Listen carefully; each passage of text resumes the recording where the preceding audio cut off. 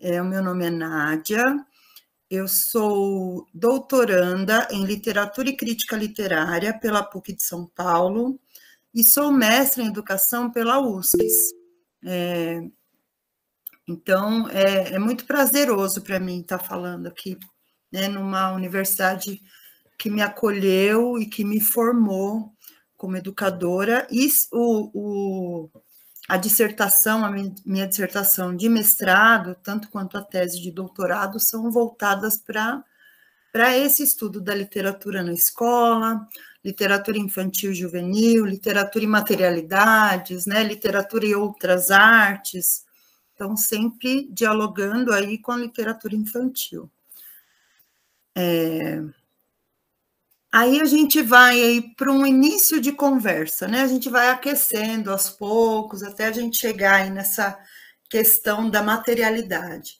Então, o que é um livro? Vou até pegar um livro aqui, aleatório. Vou pegar esse livro aqui do Ozzy. Isso aqui é um livro, né? Um livro no formato convencional, uma coleção de folhas dobradas, sobrepostas, protegidas por uma capa espessa de 4 cantos que a envolve, e esse conjunto é fixado na lombada por uma encadernação, que pode ser colada ou costurada, e os textos são impressos, e os textos do livro são impressos dos dois lados da folha, né? Então, isso é um livro. Na sua materialidade, isso é um livro, que a gente entende como livro convencionalmente. Mas um livro é uma sequência de espaços, e cada um desses espaços é percebido em um momento diferente. Quem disse isso para nós foi um teórico, né, chamado Ulisses Carrion, e disse também que fazer um livro é perceber a sua sequência ideal de espaço-tempo por meio da criação de uma sequência paralela de signos, sejam linguísticos ou não. A gente vai ver, ao longo dessa apresentação, muitos exemplos, né, para perceber aí qual é essa sequência de espaços que Ulisses Carrion fala tanto para nós, mas eu trouxe, assim, logo de entrada, para a gente perceber um pouquinho mais desses exemplos, um livro de artista. Então, esse é um livro é uma artista chamada Vera Chaves, e o título desse livro é Momento Vital. Então, é um livro de artista impresso, produzido por fotocópias, e tem a aparência simples de um caderno convencional, um caderno manuscrito. Então, essas coisas a gente não consegue ler, porque está muito de longe, mas essas coisas que são escritas à mão, e o interessante desse livro é que ele foi feito pela artista como uma performance, né? Então, o texto de todo o livro se resume a um parágrafo só, que vai sendo composto gradativamente, quase palavra por palavra em cada uma das suas páginas. Então, ela vai começando e ela vai compondo nas páginas sequentes. Então, as palavras vão se repetindo, vão se acumulando, e esse é um exercício sequencial e sistêmico, interessante de assistir também. Então, cada caderno é único, né? Cada objeto é único, e o leitor vai se surpreendendo com o teor do texto, que espelha e narra a sua própria ação de leitura diante do objeto livro. Então, Momento Vital é um livro performático e autorreflexivo que só pode ser compreendido quando o leitor entra em ação.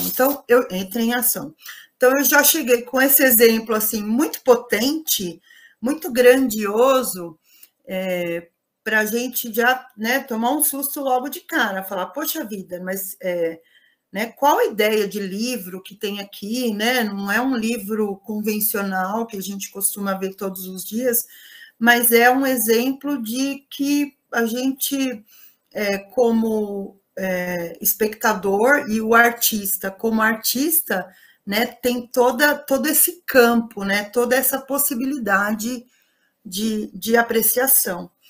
Então, Ulisses Carrion diz: na velha arte, o escritor escreve textos, e na nova arte, o escritor faz livros. Então, passa-se a considerar, a partir daí, não só o texto escrito dentro de um livro, não que ele deva se desconsiderar, mas que a gente pode considerar uma outra linguagem, né?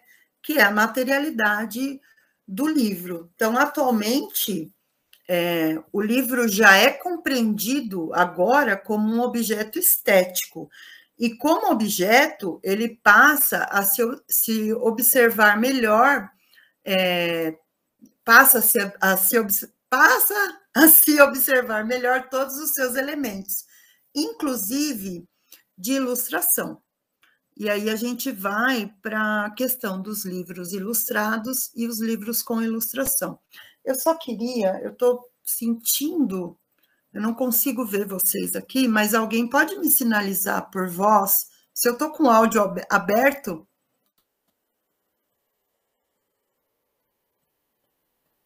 Se alguém puder abrir o microfone e me falar, porque eu não estou vendo vocês.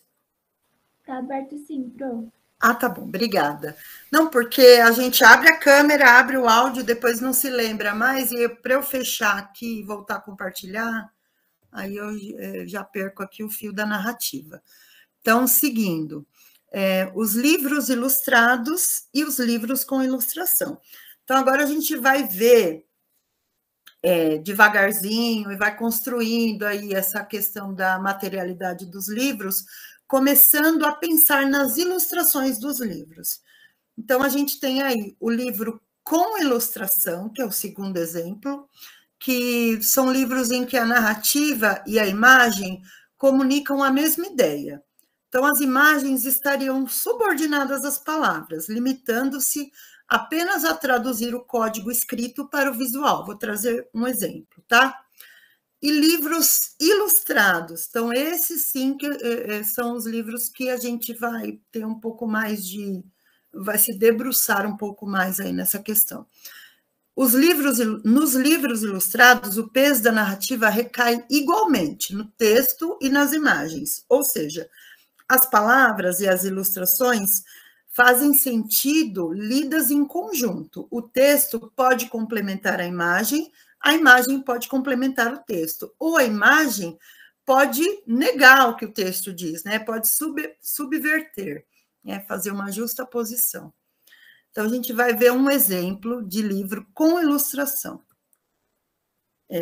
Esse é o Grande Rabanete. A gente vai ver só uma paginazinha desse livro, eu só trouxe para título de exemplo mesmo, mas é uma grande escritora, Tatiana Belink, é inegável a qualidade do texto, do livro, mas o exemplo que a gente está trazendo aqui é o exemplo da ilustração do livro, tá? Então, só para a gente não confundir as coisas, dizendo que é um exemplo que a gente vai desconsiderar, não. Mas para a gente aprender a fazer um exercício de observação. E aí, saindo daqui, a gente já começa, né? Pegar um livro e começa a tentar detectar, né? Se esse é um livro com ilustração ou se é um livro ilustrado. Então, vamos ver o primeiro exemplo do livro com ilustração. Então, eu vou lendo aqui o texto verbal e vocês vão examinando a imagem. E se confere. O rato segurou no gato, confere. O gato no totó, confere. O totó na neta, a neta na avó, a avó no vô e o vô no rabanete. Ou seja, tudo confere, né? O que está escrito no texto verbal é exatamente a mesma coisa que estamos vendo no texto visual. Então, esse é um livro com ilustração. Agora, vamos ver um exemplo de um livro ilustrado, né? Então, eu tenho aqui esse livro, deixa eu pegar ele aqui.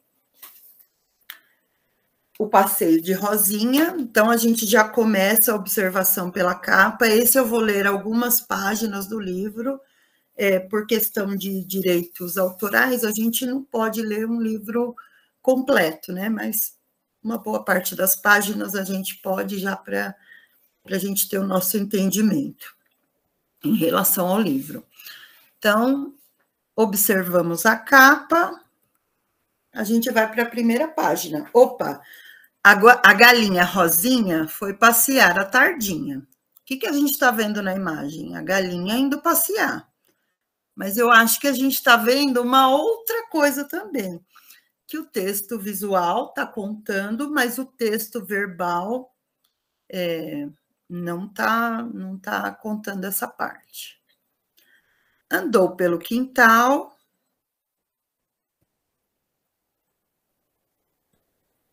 e caminhou em volta do lago.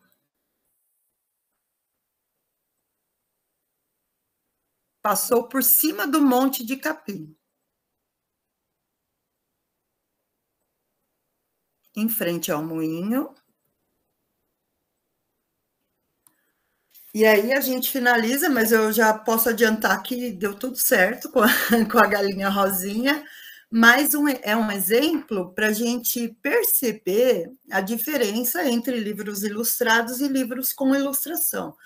Então, esse é um livro ilustrado, né? E tão bem ilustrado que consegue fazer esse jogo entre o texto e a imagem combinar perfeitamente, né? Então, o texto não existe sem a imagem não existe sem o texto, né? Então, os dois se complementam aí nessa história e a gente começa a perceber essas questões. Um outro exercício do olhar. Esse chapéu não é meu.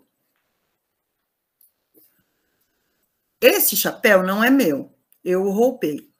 Olha lá o peixinho, bem pequenininho, com o chapéu. Roubei este chapéu de um peixe grande. Ele estava dormindo quando o roubei. Ok, ele estava dormindo. E acho que não vai acordar tão cedo. Ele acordou, né? Pela imagem. E, mesmo que ele acorde, dê certo, não vai perceber que o chapéu sumiu. Olha ele olhando lá para cima. E mesmo que ele perceba que o chapéu sumiu, de certo, não vai saber que fui eu que peguei. E mesmo que ele fique sabendo que fui eu, não vai saber para onde fui. E aí tem um frame aí do finalzinho da história. Então, essas questões de livro ilustrado e livro com ilustração, a gente tem uma reflexão muito boa aí de uma pesquisadora, né, chamada Sophie van der Linden, que é quase uma bíblia aí dos livros ilustrados, né? Então, ela discute os fenômenos relacionados à leitura de texto e imagem, então é um campo muito amplo de questões relacionadas a isso, e fala também da evolução do livro, né? Desde as origens do Códex até o livro ilustrado que a gente vê hoje. Para a autora, os livros ilustrados são obras em que a imagem é espacialmente preponderante em relação ao texto, que, aliás, pode estar ausente. Então, a gente lembra também que existem os livros imagem, né? O livro sem texto.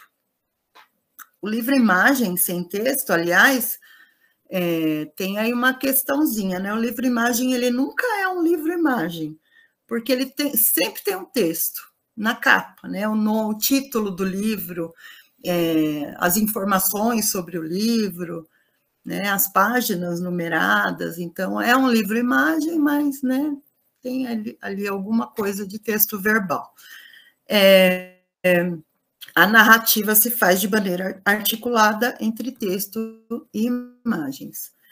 E aí, seguindo aí nossa conversa, a gente vai expandindo um pouco os sentidos aí, trazendo um livro muito fundamental nessa questão de percepção de materialidade, que é Onde Vivem os Monstros. Esse livro, eu não sei se alguém aí conhece, mas é um livro também que ele inaugurou essa questão a questão editorial do livro, a questão de uso dos espaços do livro, a questão de materialidade e tantas outras questões que existem aí, permeiam essa história. Eu vou trazer um pouco da história para vocês, mas antes eu vou trazer umas curiosidades a respeito desse livro. Então, esse livro, antigamente, bem antigamente, deixa eu ver se está aparecendo ali, quando o Obama era presidente dos Estados Unidos, ele fazia a leitura desse livro todos na época de Páscoa, na Casa Branca para as crianças. Então, se vocês procurarem na internet, é uma graça. Tem uns videozinhos aí do Obama fazendo a leitura, e ele é todo performático, né? Ele e a Michelle. Então, é uma questão, então é uma curiosidade interessante, né, a respeito desse livro. E uma outra curiosidade é em relação à parte editorial, né? Tem toda uma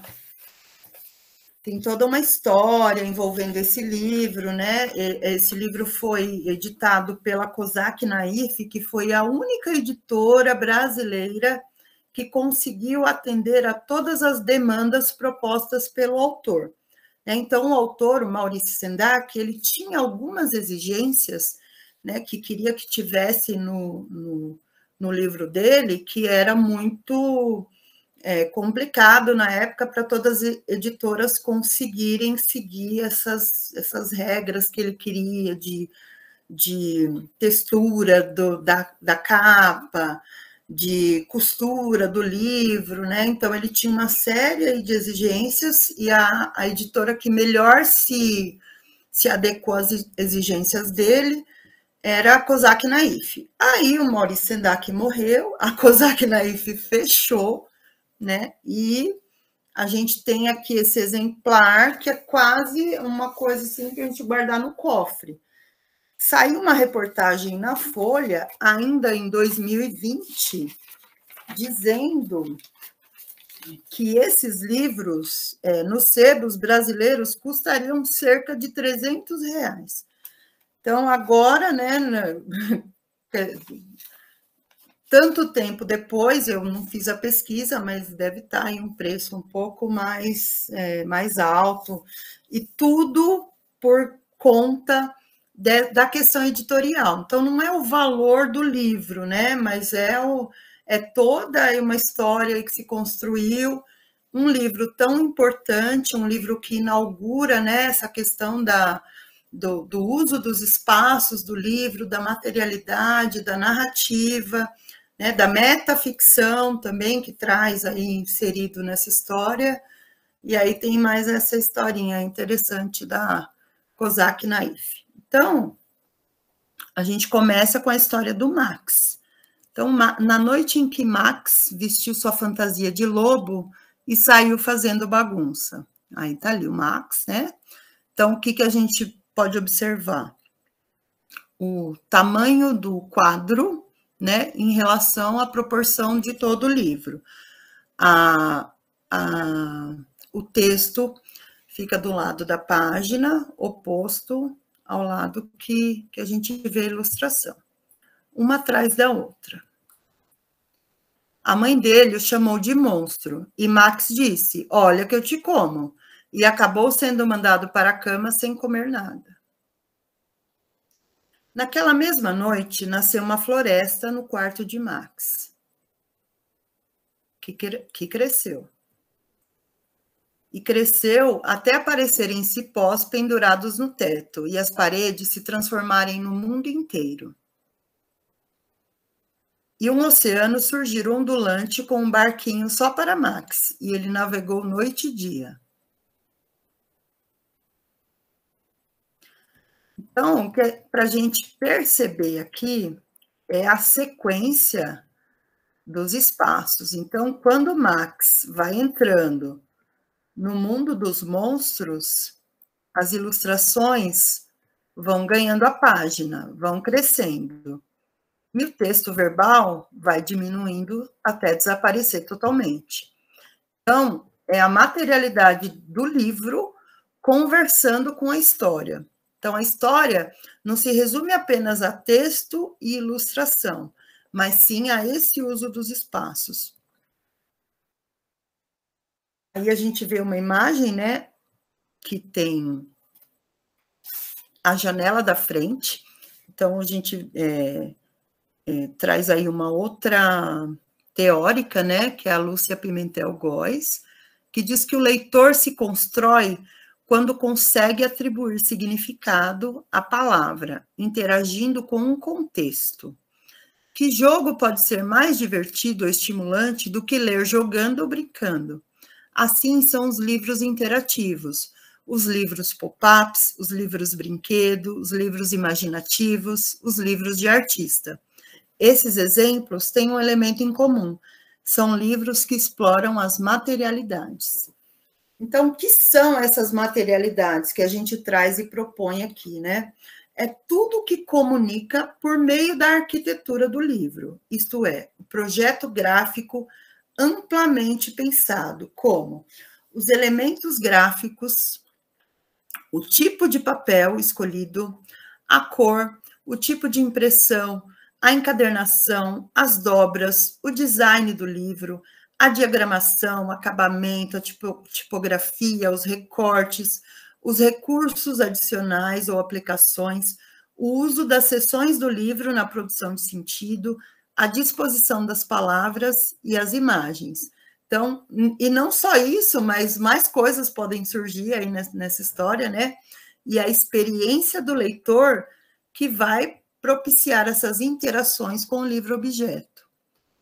É interessante que a materialidade, ela não está só no livro-objeto, mas ela está em diferentes objetos do dia a dia, né? Então, eu trouxe uma capa de um álbum chamado Physical Graffiti, que é um álbum do Led Zeppelin, que traz também essas materialidades. Então, eles brincam com a materialidade aí, dispondo dessas capas duplas do álbum, que, se deslocadas, essas janelinhas podem ser trocadas, e aí você tem várias opções de álbum, né?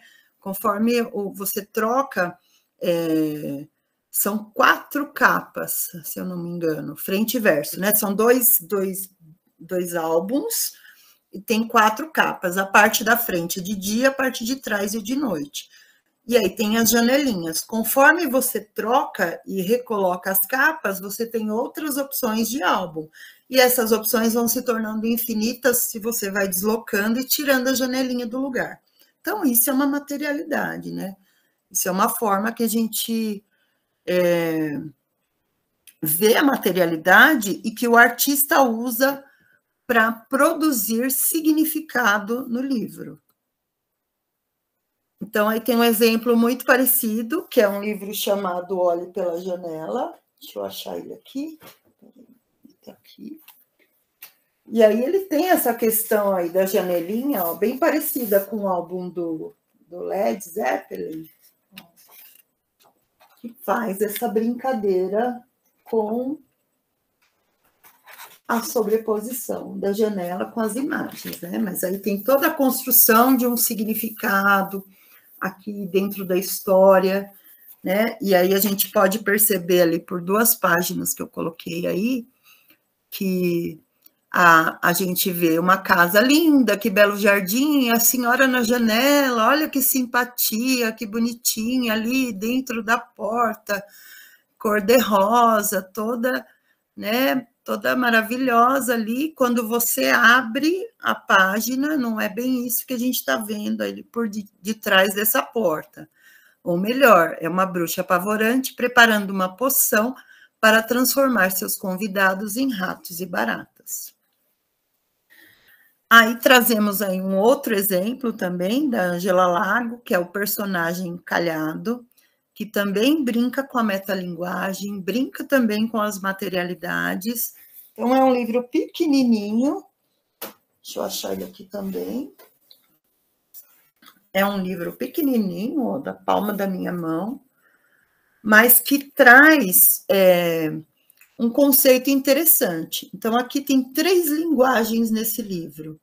Primeiro, a gente pode perceber a ilustração, a gente pode perceber o texto verbal e a gente pode perceber no fundo do texto verbal um outro texto todo rabiscado, que é propositalmente para o leitor não ler, mas é claro que o leitor vai querer ler esse texto, né? Então ele é composto aí dessas 3 linguagens, que é um segundo texto verbal de fundo. Uma imagem interessante também deste livro é o personagem encalhado ficar preso pelo pé. E aí, por onde que tem aqui uma... Peraí, é que eu estou acertando aqui na câmera. Peraí. Agora foi. O personagem, ele está preso pelo clips de papel do livro. Então, isso é uma metalinguagem, né? É quando o personagem sai da história para conversar aqui como se fosse uma quebra da quarta parede. Quando a gente assiste aqueles filmes que o filme está acontecendo lá e, de repente, o ator vira e começa a falar com você na câmera. Essa quebra da quarta parede é a metalinguagem, né? Então, é isso que acontece aqui nesse livro, quando você vê o personagemzinho preso pelo clips de papel, que é um material, que é algo usado para prender as folhas do livro. Então, é muito interessante também esse outro exemplo de materialidade. Bom, e aí essas materialidades são compostas por narrativas plásticas que combinam texto verbal, imagens e o projeto gráfico do livro, né? Então, a gente pode perceber bem por esse aqui, né? É o texto verbal, aqui tem até 2 textos, né, verbais distintos, a imagem e o projeto. Então, o projeto ele também tem que dar um significado para o livro. Então, lembra lá no começo, quando eu mostrei aquele livro do Ozzy, que ele tem a capa, ele tem uma costura, ele tem as páginas internas, mas quando a gente fala de materialidade, a gente tem que ir além disso. O formato do livro, a forma que esse projeto foi pensado, ele tem que atribuir algum sentido também, ele tem que ter algum significado também, além disso. E trouxe um outro livro, esse já é de um artista que quem for pesquisar sobre livro-objeto, materialidade, livro de artista, vai ouvir bastante esse nome, Gustavo Piqueira. Então, ele tem umas ideias assim que a gente fala, nossa, meu Deus, da onde tirou essa ideia? Tiver essa capa, né, a gente pensa, o que será isso? O nome do livro é Um Livro. Um livro de Gustavo Piqueira. Aí você abre, eu estou com ele aqui também, você abre, aí ele já tem todos esses recortes aqui, ele é coberto por uma capa de dobra, né, que é meio transparente também, ele tem aí todo um jogo aí para a construção desse livro. Mas vamos seguir para a gente ver o que tem nesse livro. Essa é a sobrecapa aberta, e esse é o conteúdo do livro. Então, a gente pode perceber que é um livro ilustrado. A gente está vendo uma ilustração aí? Não, a gente está vendo um texto verbal. Mas ele se vende como um livro ilustrado sem imagens. Então, se a gente aproximar um pouquinho a nossa lente, quem enxerga bem aí, vai conseguir ler o que está escrito ali nessas pequenas frases, né? Mancha de sangue na parede, mancha de sangue na parede, mancha de sangue na parede. Do outro lado, fio que prende o lustre ao teto. No cantinho lá de cima, mancha de sangue na parede. No meio do o lustre balança lentamente, iluminando o corpo inerte de Wagner estirado no chão. Mancha de sangue na parede, mancha de sangue na parede. E aí ele segue. Farol verde, pessoa passando. Acho que é só essas 2 imagens aí que foram liberadas do livro para a gente poder expor, né?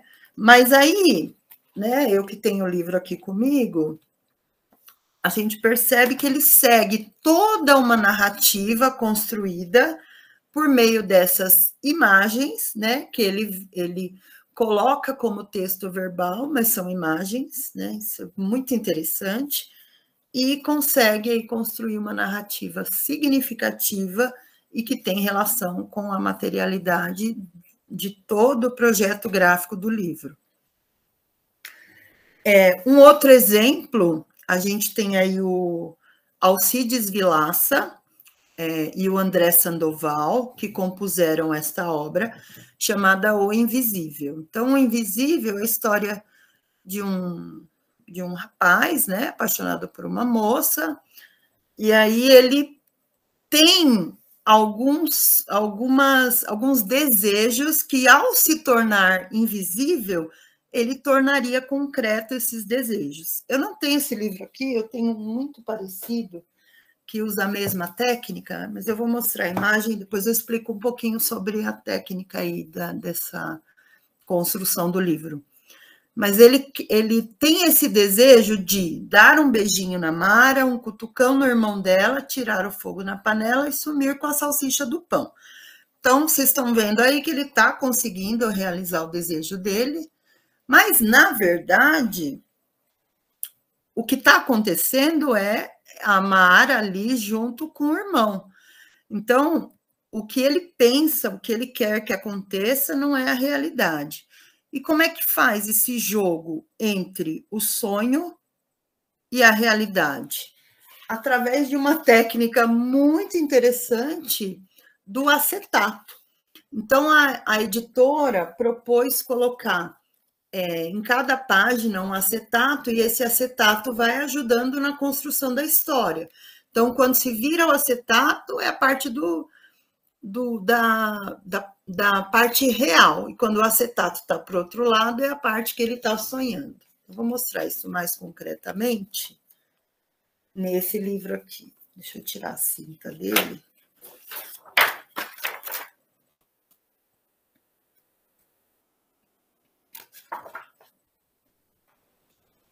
Então, a gente tem aqui, ó, esse menininho dizendo o que é que isso é.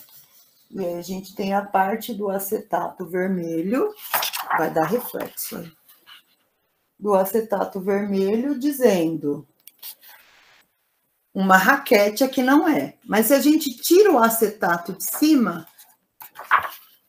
a gente consegue ver várias coisas aqui desenhadas em vermelho. Então, tudo que está em vermelho fica escondido pelo acetato. Esse é o jogo do livro. E é o mesmo recurso que o André Sandoval usou, tá? Essa lista de livros, no final, já vou adiantar que eu não deixei as referências. Aconteceu alguma coisa com o meu slide e eu não consegui jogar as referências no slide. Mas se alguém precisar dessa lista de livros, eu vou deixar o meu e-mail com vocês para eu poder distribuir aí essas referências, tá? Aí agora a gente vai falar um pouquinho sobre livro-objeto. A gente falou um pouquinho sobre materialidade, agora a gente vai aprofundar mais sobre essas materialidades com o livro-objeto. Então, a gente tem aí quase como um precursor do livro-objeto no Brasil, que é o Poemóbilis, do Júlio Plaza e o Augusto de Campos. Aí eu trago um exemplo aí um pouquinho mais recente, que é o Ismalha, Ismalha é o seguinte, Ismalha é um poema que a gente conhece, do Alfonso de Guimarães, né? Quando Ismalha enlouqueceu, e foi transformado em um livro-objeto pelo Odilon Moraes. Odilon Moraes também é um artista bastante conhecido, que vocês vão ouvir falar bastante quando se debruçarem na pesquisa sobre materialidade, livro-objeto ou literatura infantil em geral. Então, no caso aqui, juvenil, né? Então, o Odilon Moraes, ele transformou o poema do Alfonso de Guimarães em uma coisa concreta. tanto que ele vai abrindo e se expandindo conforme a história vai acontecendo de cima para baixo, né? Que é a história da Ismalha. Então, um exemplo bastante potente aí também de livro-objeto. Um outro, assim, que eu descobri há pouco tempo, que fiquei muito encantada aí com é um livro chamado De Como Não Fui Ministro de Estado. Mas aí a gente vê que ele pegou a obra do Machado de Assis e fez intervenções em cima dessa obra.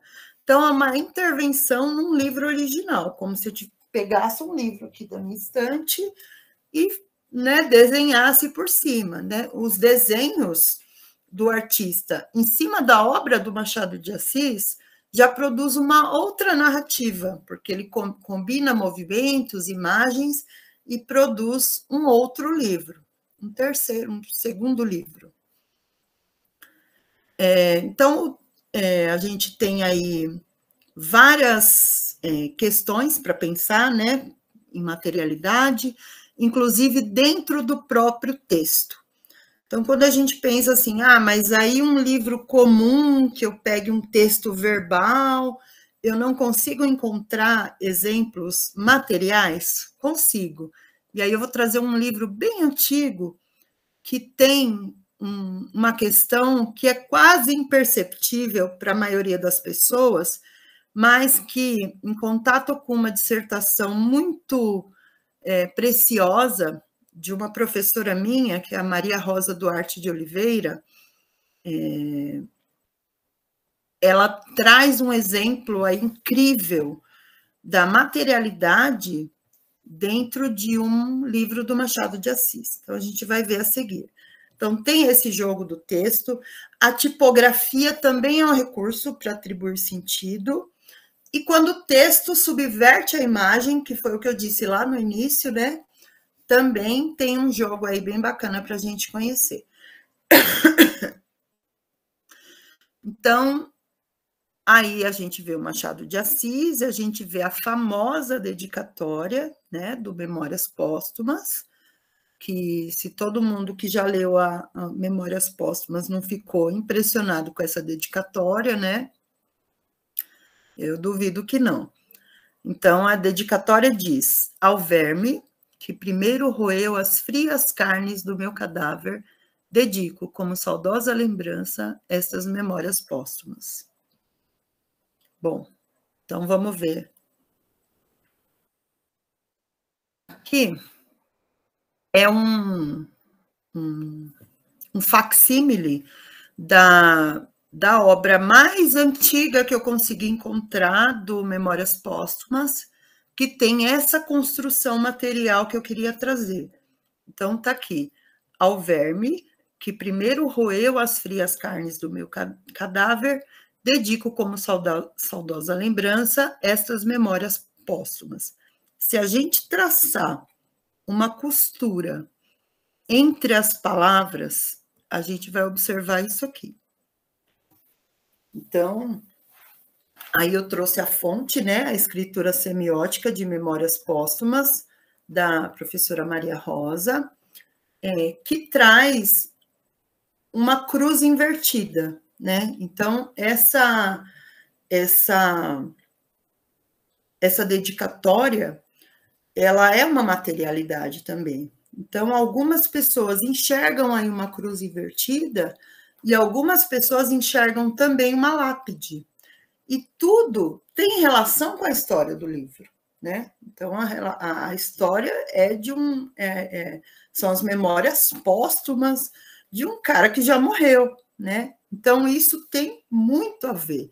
E isso estaria na lápide do personagem, né? Do Memórias Póstumas. Então, é um exemplo maravilhoso. Só que, peraí, deixa eu avançar uma mais aqui, depois eu volto naquele.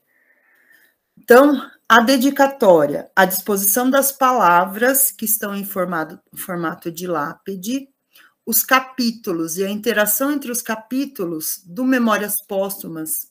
Tá, aí a gente já, peraí, que eu já emendei um assunto no outro. A gente tem a questão da materialidade, mas a gente tem também a questão da leitura do Memórias Póstumas, que não precisa ser feita de modo linear. Então, esse é um jogo que o autor propõe. Ele propõe sem dizer, mas o leitor percebe que há um jogo ali entre os capítulos, muito similar fez o Júlio Cortázar um tempo depois, quando fez o Jogo da Amarelinha, né? Tem um livro do Cortázar. Cortázar é esse rapaz que está aqui. Deixa eu ver se eu encontro aqui. Eu não vou encontrar agora o Jogo da Amarelinha, mas tem um livro do Cortázar que logo no índice ele já propõe esse jogo da leitura. Olha, você não precisa ler capítulo tal. Olha, você pode passar do capítulo 10 ao capítulo 28. Depois você volta para o 16. Então, daí vem o título do livro, O Jogo da Amarelinha. Isso é uma materialidade? É. O mesmo jogo ocorre com Memórias Póstumas de Brás Cubas, mas não é um jogo proposto pelo autor tão claramente como disse o Júlio Cortázar. Mas é um jogo aí que está para ser descoberto pelo leitor. E aí a professora Maria Rosa Duarte de Oliveira fez uma compilação de todos esses capítulos do Memórias Póstumas de Brás Cubas e construiu um hiperlivro digital, que depois também eu preciso deixar o link aí para vocês no chat, para todo mundo ir lá e fazer uma visita aí para o hiperlivro, porque é uma experiência incrível, é um site muito intuitivo, muito fácil de navegar e muito satisfatório também, assim, eu sou suspeita para falar, né, porque eu tenho muito apreço por esse projeto. É um projeto desenvolvido por um grupo de pesquisa da PUC, liderado pela professora Maria Rosa, e que produziu no ano de 2020 esse hiperlivro digital. Então, a interface dele, a gente pode ver mais ou menos assim, não sei se vai rodar. Não, peraí.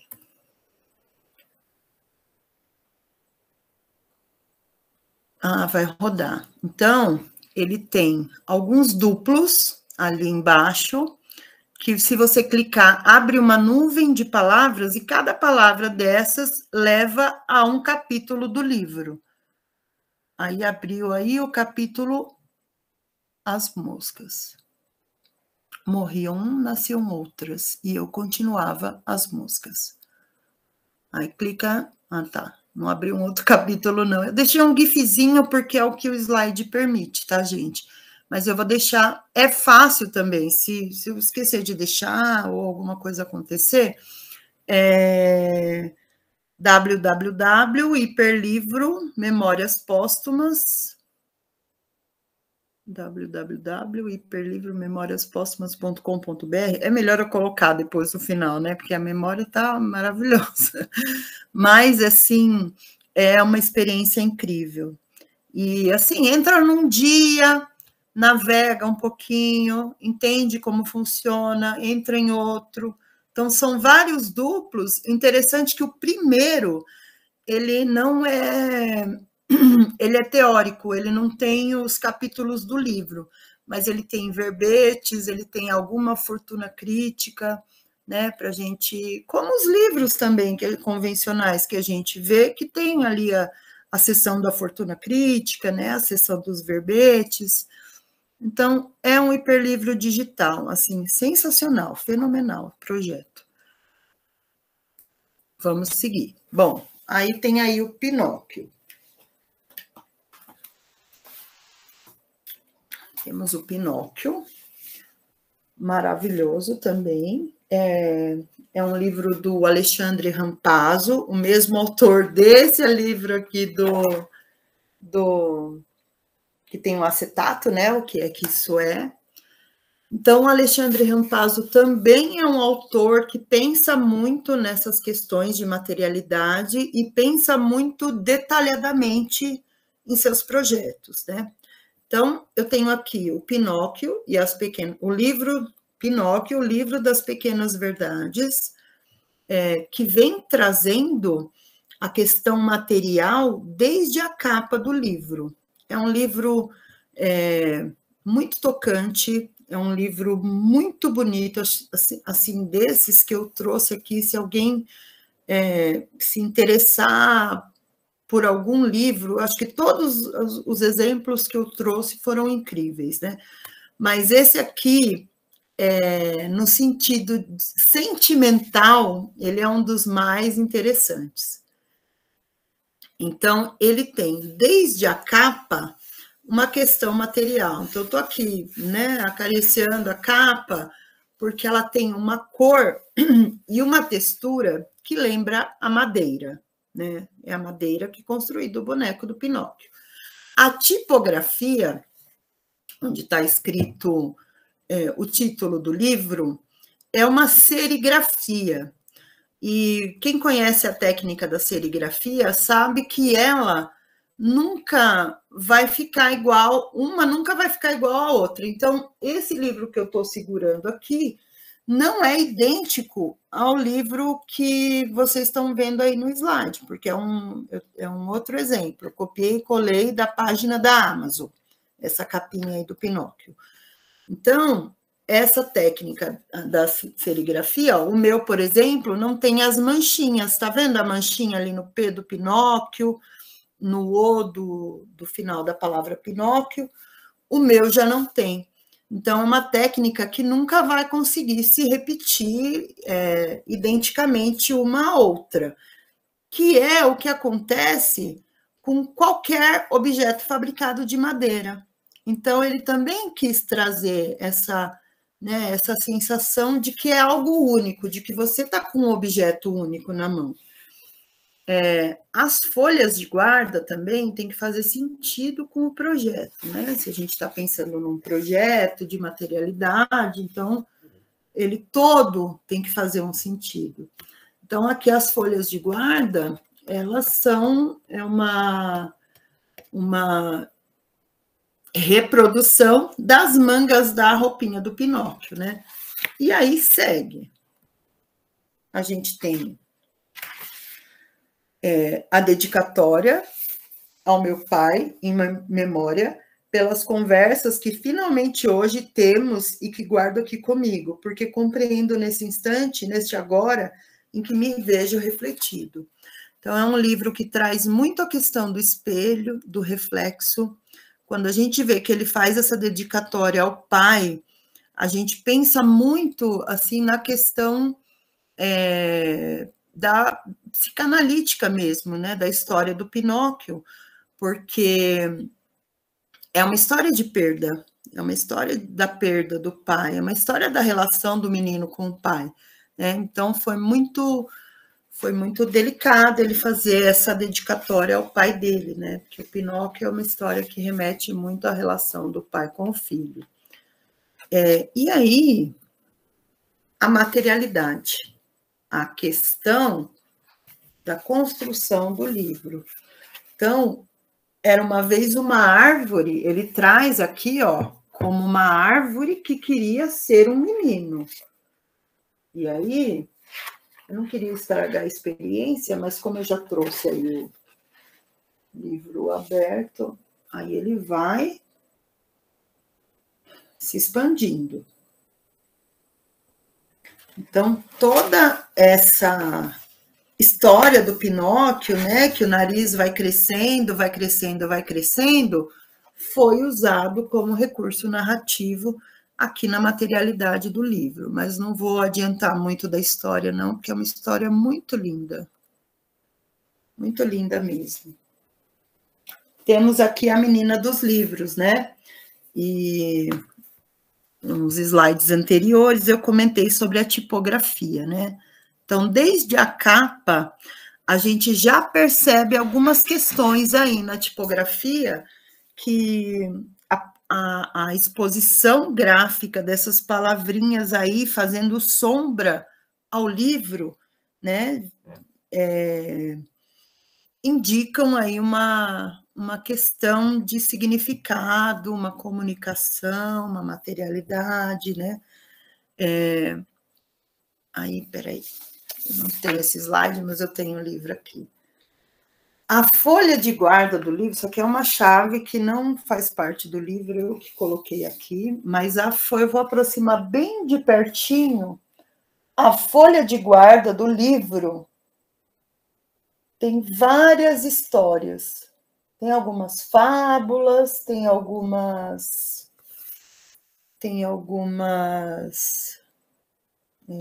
histórias, ó, Branca de Neve. Deixa eu dar uma olhada aqui, que aí eu vou repetindo, ó. Frankenstein, Rapunzel, Branca de Neve, Capitães da Areia, 20 Mil Léguas Submarina, Rapunzel, Moby Dick, Ao Redor da Lua, O Rei Arthur. Então, traz várias histórias, algumas fábulas e algumas... tem um outro gênero aqui de texto. Deixa eu ver se eu consigo achar um aqui. Ó, tem até o Alienista, de Machado de Assis. Então, como é a menina dos livros, na folha de guarda do livro só poderiam ter livros, né? Então, esses textos da tradição, né, que essas histórias trazem, né, servem aí como um pano de fundo aí para o início dessa história, que é toda construída com recursos tipográficos, né, com coisas escritas aí para sustentar as imagens, com texto verbal que tem uma outra função, além de ser texto verbal, mas é um texto verbal com função de imagem. Aqui também, ó, a gente tem as árvores da história representadas por livros. E também um livro maravilhoso. Todos os livros aqui são maravilhosos, né? Agora, um livro mais jovem, né? Essa história também é bem interessante, porque é uma história de todos contra Dante. Então, o livro, ele traz toda a estrutura de um blog. Ele é todo... Ele não está aqui. Ele é todo feito com uma estrutura de blog mesmo, com data, né? Aquelas questões de simulando o digital, né? Só que aí na história você vê que está acontecendo alguma coisa, está acontecendo um motim contra o Dante, e aí eles vão planejando coisas contra ele, estão fazendo bullying com ele na escola, eles ficam trocando mensagens, algumas coisas acontecem nesse blog, tudo a gente consegue acompanhar pela leitura do texto, que também é um exemplo bem potente de materialidade, e um livro com uma temática muito interessante, porque trabalha uma questão muito sensível, né? Que é a questão do suicídio. É um tema fraturante, né? É um tema muito discutido e muito importante aí na questão da literatura, se bem usado, né? Outro livro aí que traz uma tipografia também, e que eu quis trazer aqui, mas eu estou sem as imagens dele, são imagens incríveis, maravilhosas, que é o Vozes no Parque. Deixa eu ver se ele está aqui. Eu separei alguns, mas eu não separei todos. Não, ele não está aqui, o Vozes no Parque. Mas, além dessa tipografia, ele traz muitas obras de arte escondidas aí por entre as imagens, no meio das imagens, figuras do cinema. Então, ele tem uma exploração bastante agradável. A tipografia é porque ele é construído por 4 vozes, e quando uma voz fala, ele usa essa primeira tipografia ali que vocês estão vendo do VO, né? A segunda voz usa essa tipografia do Z, e a terceira voz usa essa tipografia aí do E, e a quarta voz usa a tipografia do S, né? É ruim de ver sem ver as imagens, mas ele usa esse recurso para a gente entender, mas não só por meio da tipografia, mas por meio das imagens também, a gente compreender que personagem está falando em qual momento. Bom, aí... Eu não trouxe isso, não. Aí eu estou com 2 livros aí que tem uma questão de subversão das imagens. O primeiro é o Marlon Brando, do Gustavo Piqueira, e o segundo do Concerto de Piscina. Eu queria que alguém, se tivesse aí, se pudesse falar, pudesse me contar alguma coisa a respeito desses livros e se está vendo alguma coisa errada.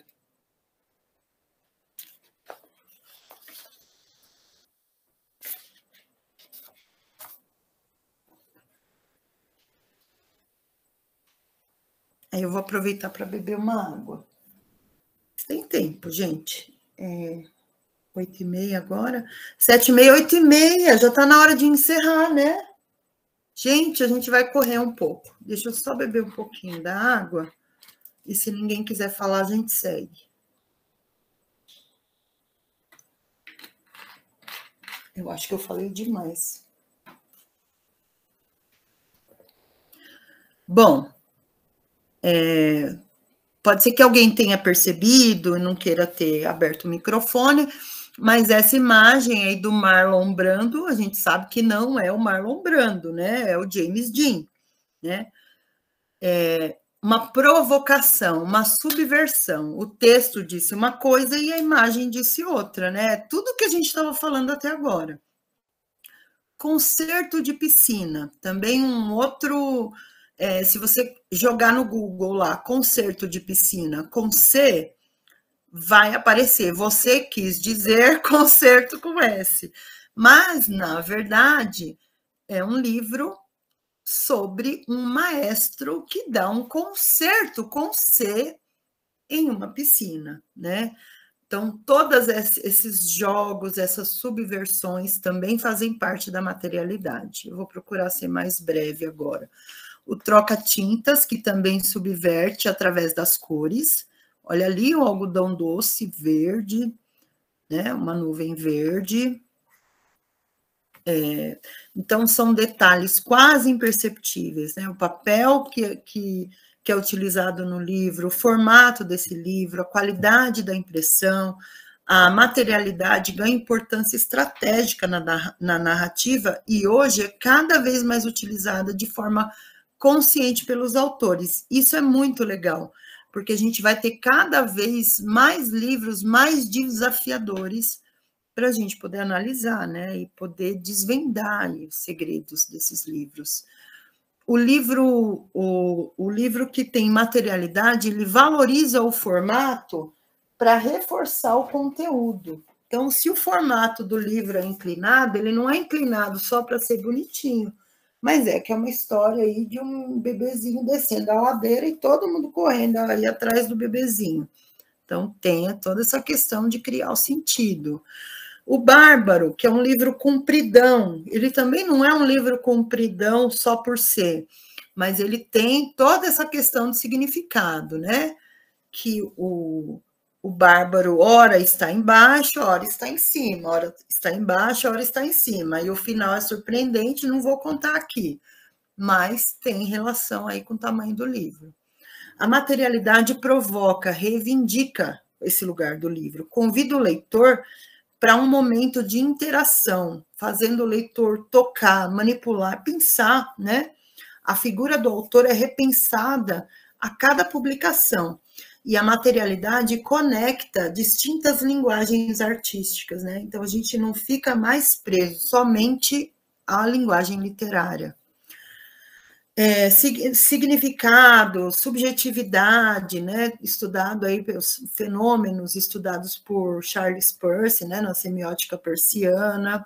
Aí a gente tem a leitura, a mediação, o letramento material e visual. Hoje se fala também em letramento material, né, para ampliar o significado da leitura, para entender cada vez melhor esses livros, perceber a complexidade da informação visual, uma leitura interativa que parte de um leitor ativo, é coautor da história, né? Ele constrói, assim como no hiperlivro, que cada caminho que o leitor faz, ele vai construindo a sua própria narrativa de memórias póstumas, e assim como todos os outros, o leitor como coautor.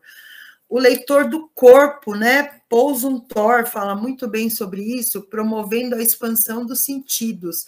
Então, as leituras têm camadas que vão se oferecendo ao leitor gradativamente, de acordo com o repertório desse leitor. Por isso, tão importante o letramento material e visual.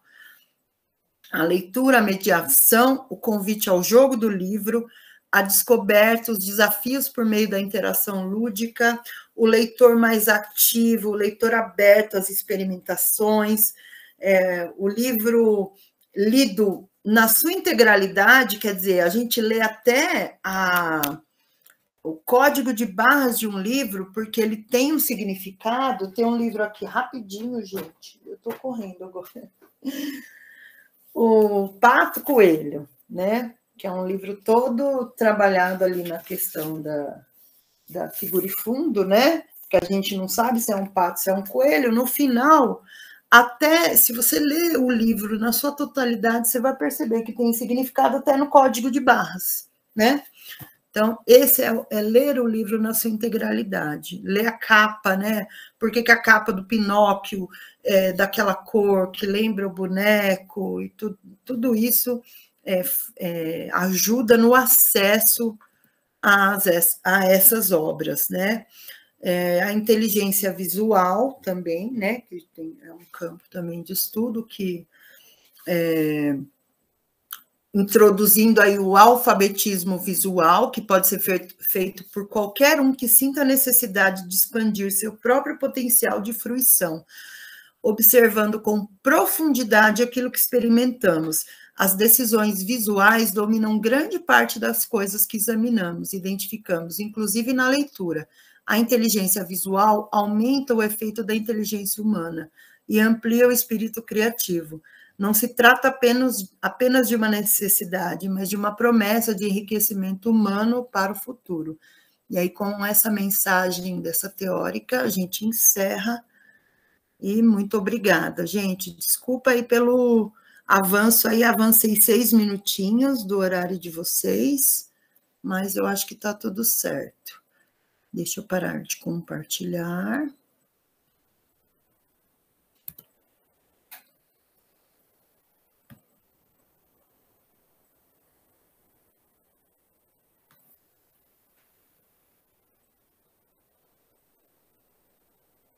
Aí, pronto, agora eu estou vendo aqui a tela.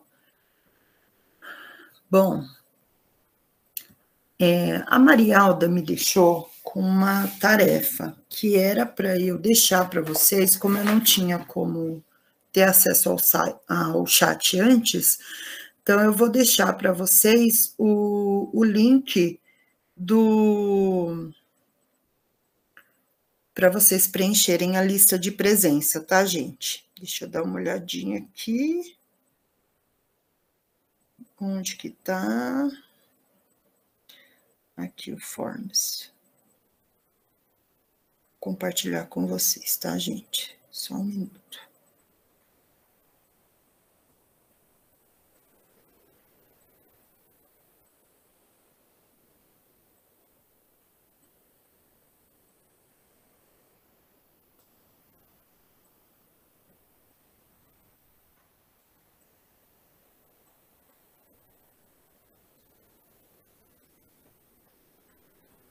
Nossa, é um grande impacto. A materialidade, ela tem funções, né? E essas funções, elas são quase que complementares à leitura literária. Então, se a leitura literária é importante para o desenvolvimento de uma criança, a materialidade vai ampliar esse desenvolvimento, vai ampliar essas significações, né? O desenvolvimento infantil, inclusive a literatura para bebês, né? Essa literatura da primeira infância, ela é incrivelmente beneficiada por esses recursos materiais, essas questões da materialidade, né? Tanto que antigamente tinha muito aquela... vamos fazer os livros para bebês, livro de banho, livro de plástico para morder, né? Tinha todas essas questões. Hoje, o mercado editorial está pensando além, né? Está pensando nessas questões de construção, de subjetividade para os bebês. Então, os bebês, eles não são desconsiderados aí do seu cognitivo, né? Então, essa questão material está sendo muito bem aproveitada na literatura para a primeira infância. Tem até um grupo de pesquisa na PUC que chama Literatura de Berço, que estuda, é um grupo de pesquisa só para estudar essas questões, tá? Se alguém quiser depois também, vai ter todos os contatos aí. Deixa eu abrir o meu, parar de compartilhar, né? Peraí. E aí eu vou abrir aqui o meu e-mail para poder compartilhar com vocês o... E aí eu vejo as perguntas, eu não consegui ver nada, tá, gente, até agora. Aí eu vejo as perguntas e vou respondendo as perguntas, mas assim que eu colocar o formulário, aí vocês ficam liberados também. Aí fica na sala quem quiser conversar um pouquinho mais. Deixa eu ver aqui, caixa de entrada... O Forms, copiar. Vocês são assim também, gente? Só faz falando? Acho que só eu, né? Tem que ir falando, narrando aqui, senão não vai. Peraí.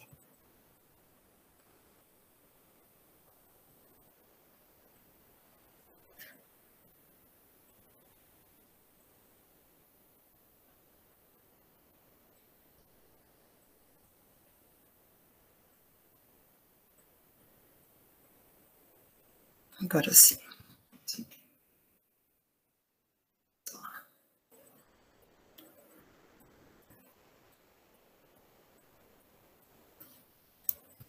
Prontinho.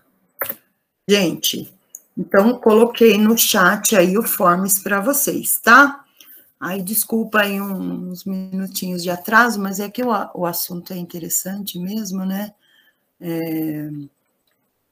E aí, pergunta da Silvana, né, Silvana? Letramento visual seria a leitura do signo, da letra das palavras. Sim, a leitura visual seria a letra da palavra, da imagem, a leitura do objeto também, tudo isso entra dentro desse letramento visual.